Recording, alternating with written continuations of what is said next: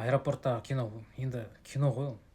Неге мойындамайсыздар, неге ренжисіздер кейбіреулеріңіз, әсіресе әйелдер қауымы, апаларымыз әсіресе ренжіп жатыр. Енді сіздерге түсіндіру қиын, бірақ қараңыздаршы, Талғарда мысалы үшін Шерзат інімізді, марқұмды өлтіріп жатқанда бәрі телефондарына түсіріп, сол жерде еркектер де болды.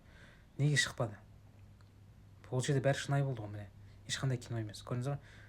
Сондықтан мынау кино таза, бәрі ойнатылған. Өйткені аэропорттан өтетін кезде сен бүкіл заттарыңды тапсырасың, шүкір зат, ана бәрін тексереді деген сияқты ғой. Оңайлықпен бола бермейтін дүние ғой. Сондықтан сәл жетіспей қалады. Енді видеоны бірнеше рет қараңыздар, бір рет көрмесеңіздер.